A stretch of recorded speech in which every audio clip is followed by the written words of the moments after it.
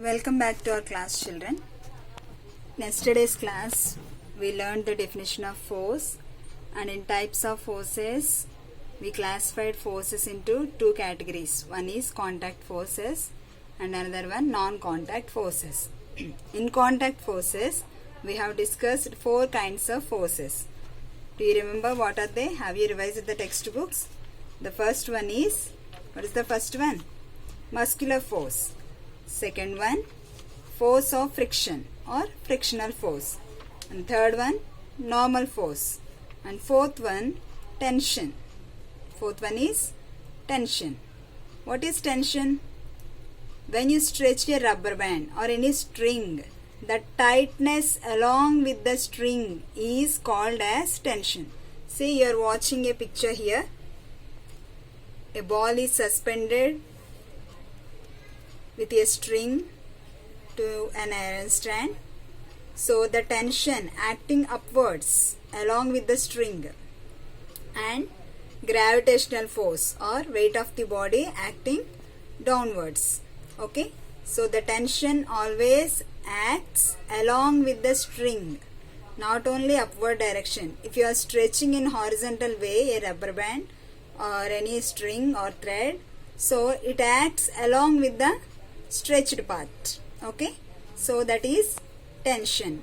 Now on basing this tension, how far a string can bear the weight of an object, that we will test. Okay, here we have a test that is mentioned as a lab activity. Let us do that. Through this activity, we have to find the limiting force of a string. The limiting force of a string. That means how much weight can a string bear, that we have to decide. So to do a lab activity, we should have aim. What is our aim? To find the limiting force that can be borne by a thread or a string. Next, required material. What is the required material here? The required material here, spring balance, light string, weights, weight hanger. Spring balance, light strings, weights, weight hanger. What is the procedure? Arrange the system as shown on the screen.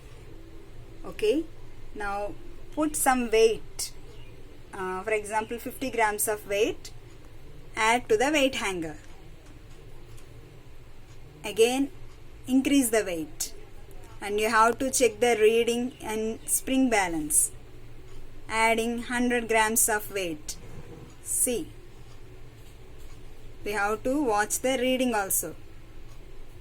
Now weight is increasing and reading is measured, 100 grams of weight. So as we are increasing weights, there will be a reading on the spring balance. At particular weight, the string will be broken. Yes or no? How much strength it can be borne?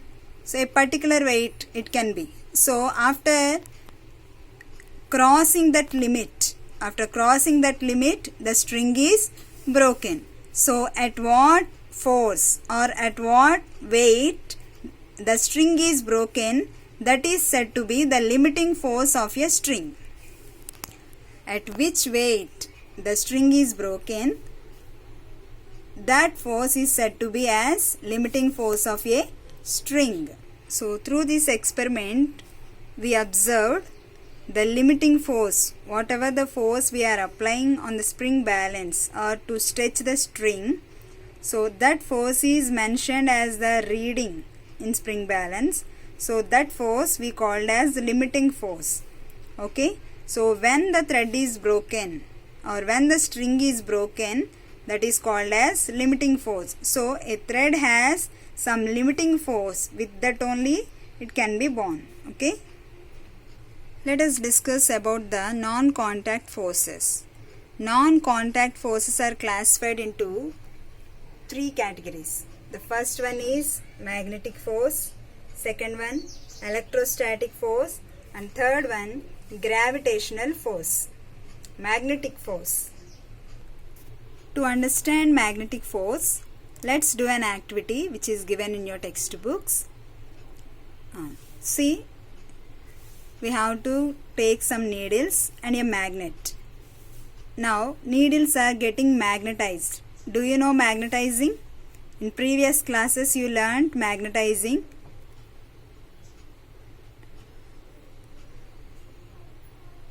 We have to rub the magnet in one direction. We have to magnetize a needle in one direction only, so that the needle also gets magnetized. See how the needle get magnetized? Here he considered two magnetic needles that are magnetized by the magnet. And see, now needles are acting like magnet. What is the property of magnet? Do you remember? Always magnet shows two poles, south pole, north pole. Magnet shows two poles, south pole, north pole. So now these needles are magnetized, so they are indicating as south and north directions. Another needle also checking, that is also north pole and south pole indicated. Now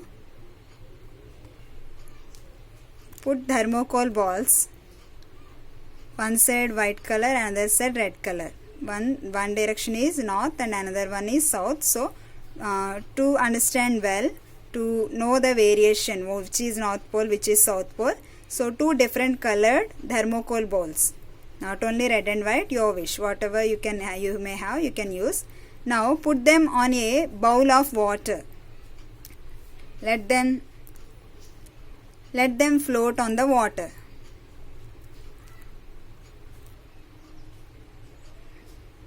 What happened?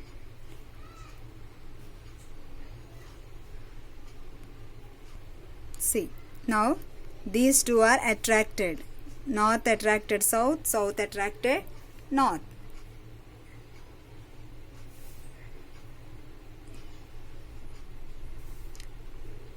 What are you observing?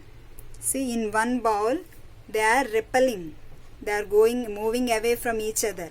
And in another bowl they came together. We know magnet properties. Do you like to play with magnets, children? I hope you all played very well. Yes or no? Yes, while we are playing, always we used to play with iron things. Generally, magnet attracts iron. With the safety pins or all pins, with them we used to play. So when we bring any iron particles like nails, not your fingernails. Which nails? Mekulu. We call them as mekulu, no? Nails and any iron tools we bring near to the magnet. Magnet attracts them. So here what happened? We magnetize needles and so we make them as south pole and north pole. Now these needles are acting like magnets. They are not exactly magnets, but they are magnetized. That means they got the properties of magnets. As magnets attracts south pole to north pole and north pole to south pole, the same way here, as these needles are magnetized, the south pole is attracting north pole and north pole is attracting south pole. In the first bowl of water, these two repelled because both sides south south, north north. So the same poles repels. What is the magnet's property? Like poles repels, unlike poles attracts. So same poles repelled here and unlike poles attracted. Like poles repelled, unlike poles attracted. So this force is called magnetic force. What can we do with magnetic force? Have you observed anywhere that lifting heavy logs by using crane? Have you seen how they are worked? By using magnetic force, they lift up heavy logs, okay, heavy loads. And so here you can confirm that you know that the like poles repel or push each other. Like poles push each other. They are moving away from each other. And unlike poles attract or pull each other, they are attracting. Attracting means closing near or coming near. So attracting each other or pulling each other. This force which is arised due to magnets, this force is called magnetic force.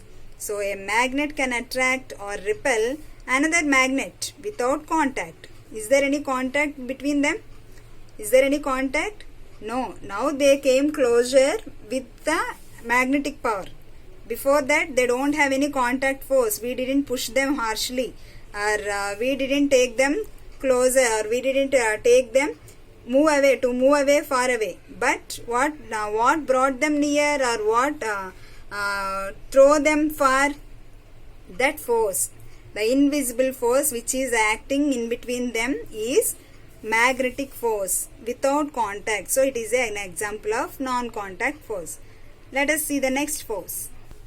Next force is electrostatic force. What is that? Electrostatic force. So let's prove how it is act. Take a balloon,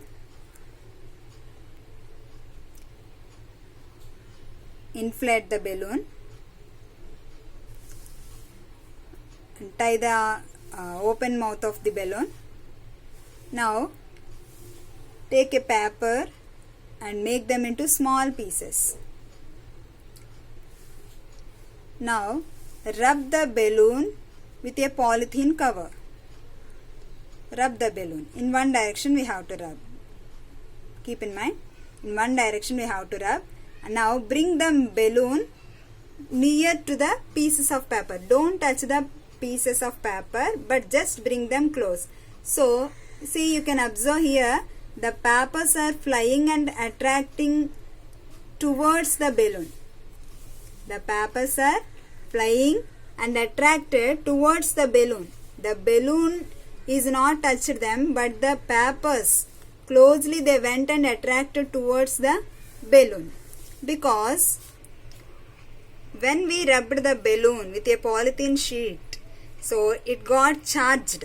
The balloon is charged. It accumulated some charge, a sort of charge. So with that charge, it is attracting the pieces of paper. Not only with balloon and papers, you may also try with the comb. Just comb your hair with just comb your hair and bring near to the pieces of paper. You may notice that pieces of papers attracting towards the comb. And mind it, while combing your hair, comb in one direction. Or you may rub with silk cloth or any woolen cloth.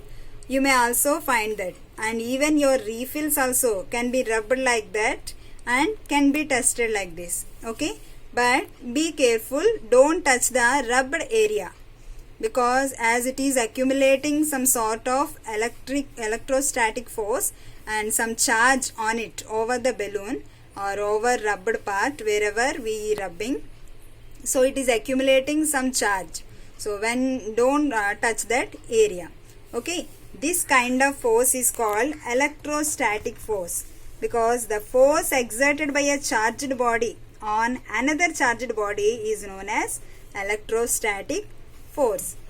Here we didn't rub pieces of paper, only we have rubbed the balloon. So here one object is rubbed. In another way, for example, you rub the balloon with a polythene sheet and rub another balloon with some other paper like silk cloth. So bring near to the both balloons. Are they attracting or moving away from each other? Just identify and tell me. Okay, children. So this is a practical test to you. You test it. You may test with the different clothes or different sheets of paper. You can test it. Okay. So with this we can understand the electrostatic force without contact, how the papers are attracted towards the balloon. There is no contact. So it is called non-contact force or force at a distance. Next one, gravitational force. Gravitational force. See, the person is kicking the ball upwards, but the ball is falling down. and here the fruit is falling down. The ripened fruits falling down, and here see whatever the person is doing exercise while he is doing some push-ups, while he is hitting the ball upwards, the ball is falling down. Not only this, whatever we throw upwards, even a small piece of chalk or whatever thing it is, if it is a bigger one or small one, while you are throwing upwards, everything again falls on the earth. Yes or no? So this force is called gravitational force. If any object is thrown upwards, there exists a force which pulls it down towards the earth. Because of this, it falls down to the ground. So we call this force as a gravitational force. We call this force as gravitational force. You may give so many examples for them, children. It is a gravitational force. Now let us learn about the net force. Net force. Net force means net weight, net force, total. Alright. Net force. So here there is a table. Which forces are acting on it? Upwards, normal force, and downwards, gravitational force. Two forces are acting on it, so that the table is stable. There is no movement in the table, and it is there without falling down, because upwards there is normal force and downwards there is gravitational force. Okay, so here F minus F is 0. F minus F equal to 0. Next,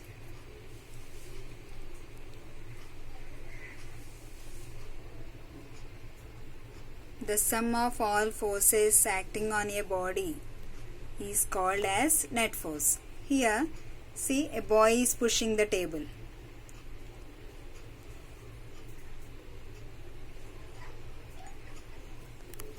Now, two boys are pushing the table. What happened here? When one boy pushed the table moved forward. But when two boys pushed the table in the same direction, the table moved some more distance, right? So here two forces acted on table. Two forces, we may call them F1, F2 in same direction. So here net force is F equal to F1 plus F2. Now the same two boys are pushing the table but in opposite directions. F1 is opposite to F2. So F net equal to F1 plus of minus F2. That means F net equal to F1 minus F2. For example, if pink shirt boy pushing with more energy or with more force, so the table will be moved to the right side. Or if green shirt boy pushed with more force, then table moves to the left direction. Okay, on basing the net force result, the table moves. So that is the condition. If F1 is greater than F2, then F net equal to F1 plus of F2 minus F2, that is F1 minus F2. For example, if F1 is pushing with 5 newtons of energy, with 5 newtons of force, and F2 is pushing with the 3 newtons of force, then what will be F net? 5 newtons minus 3 newtons, that is 2 newtons, right? You have so many examples in the textbook, Nana, once you revise them. Next topic is pressure. What is the next topic? Pressure. Pressure, it defines as force per unit area. Force per unit area, and its units is Pascal. Pressure units is Pascal. And we can also say force per unit area. In you calculating na? Calculate it. Force means newtons by area. Area units are meter square. So Newton meter square, Newton per meter square, or Newton meter inverse 2, and we may say as Pascal. Okay, let us see. Take a pencil or pen, just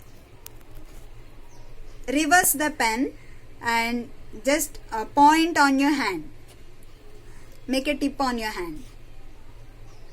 Now reverse the pencil and make a tip with a sharp tip.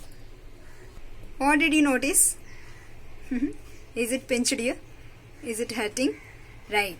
See, when you pushed the pencil on the rounded side to your hand, there is no hurting. But when you pushed the pencil with sharpened edge side, what happened? It is hurted your hand. Yes or no? What happened here? The force applied by you is same, the pencil is same, the palm is same. But what happened here? There is some change in area. When you pressed or pushed the pencil in rounded side, there is more area. With that, the effect of pressure, the effect of force on your hand is less. But when you pushed with the sharp edge, so it is applied more force. Okay, that force is said to be here as pressure. That force in unit area is said to be as pressure. Okay, so where the force is more and area is less, there will be pressure more. This is said to be pressure, force per unit area, and units are Newton per meter square. Do this activity, children. Take 2 bricks and 2 trays full of sand. Okay, see, just make a press by using bricks like that. One is in vertical position, hold the brick in vertical position, and another one in horizontal position. You may see some impressions. The vertical positioned brick makes impression is into deeper, whereas the horizontal one makes on the shallow way. It will be deeper, it will be in a shallow way. Why? What makes difference here? Due to pressure. I told you force per unit area is called pressure. As here area is less, force increased more. The applied force completely in particular small area, so that here the brick went deeper. Whereas here the area is more, the applied force also extracted or divided into all areas on the complete area. So here the effect is less. Here the effect of pressure is more, and here effect of pressure is less due to area. Once watch this.